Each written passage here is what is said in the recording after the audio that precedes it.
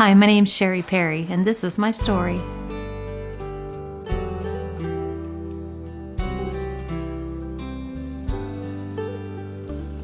At 9 months old, my mom and dad moved to Rich Hill, Missouri, near Kansas City, and that was my very first church. My dad and mom were pastors, had two brothers that were musically talented. My grandparents were ministers, parents were ministers. My family was all musically talented, and I always felt like I was probably the least talented because I was the only one that didn't learn to play the guitar. But Dad, being a pastor, learned quickly that he needed somebody to play the piano because not every church that he pastored always had a pianist. So I ended up being the only one in our family that took lessons and learned to read music. So it was, looking back, I'm really glad that not only did God give me that talent and have a decent ear that I could play by ear, but I also learned to play by music.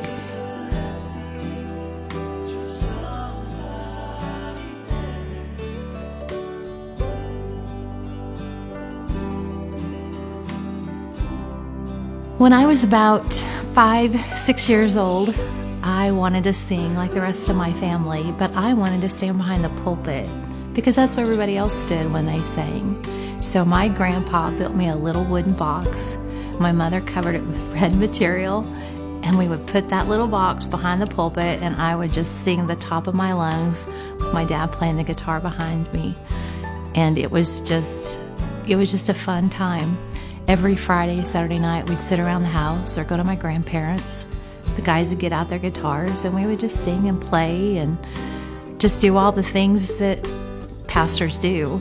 Sometimes we would end up going to church on Saturday night to prepare the communion and break the little crackers up, pour the little grape juice in the little cups, and get in trouble if we drank the grape juice out of the little cups. And Daddy never really pastored any big churches, but he was one, and my grandpa was one that they would call when there was a problem.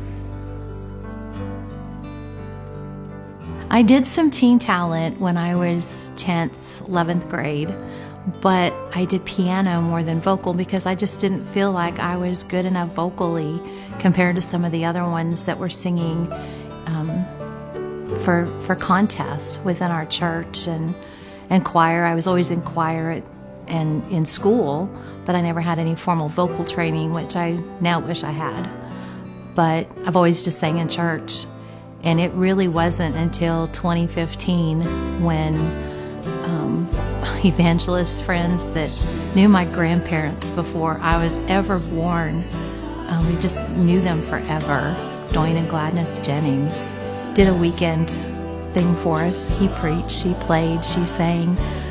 The piano was just almost on fire because she was just so talented. And she heard me sing a song, and before they left on Monday of that weekend, she took me inside their old motor home, and that was the last trip they took in their motor home. And she said, "Sherry, you could sing when you was 5, you could sing when you was 20, you could sing when you was 30 and 40, but I think this is the time that God has for you to start singing seriously for Him. Dwayne and I, we can't travel anymore. Our voices aren't as strong as they used to be, but I've written over 600 songs. They're sitting down at BMI in Nashville, and I want you to keep singing them." Dwayne said he didn't know if he'd have any connections in Nashville anymore or not, but he made a few phone calls, and within a week, they called. "When you get ready to go to Nashville?" I was like, "We don't have any money. We have nothing. We both work, and this wasn't in our plan at all, and this isn't something that I'm good enough for." And that's when she said, "But I believe it's God's time." And what I didn't know was the day before I had called them to connect with them again, she had said that they were sitting in their chairs in their living room in Springfield, Missouri. Their chairs were about this far apart, and they would sit there every day, have their devotions, hold hands, pray together. And the day before I called, she said, "Sherry, we were sitting there feeling awful sad because we just didn't feel like we were worth anything anymore. We couldn't get in a coach anymore. We couldn't get in a silver bus. Can't even get in the motorhome anymore. Go out and hold revivals and go sing and play. Don't know what the Lord has for us. And the next day you called. And we thought, well, we do have some place to go play. We have some place for Papa to go sing, Papa to preach. And they came that weekend and felt like that they were still worth something.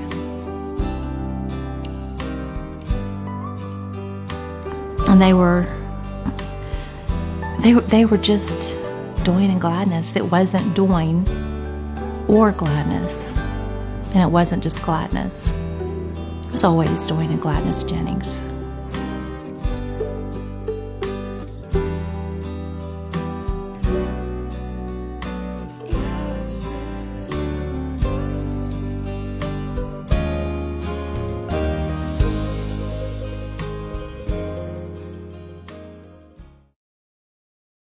And then for him to work with Jonathan Goodwill. Chocolate liver.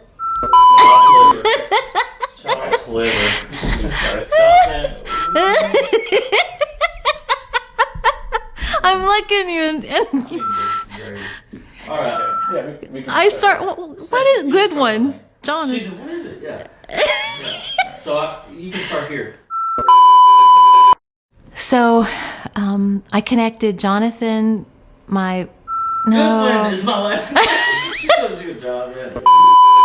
So, I connected Mike McAdoo with my producer, John Goodwin. Jonathan! One more time. What is your name? Jonathan Goodwin! I know! Goodwin. Go for it, we'll be good. I was able to connect Mike McAdoo with my producer, Jonathan Goodwin, and they kicked it.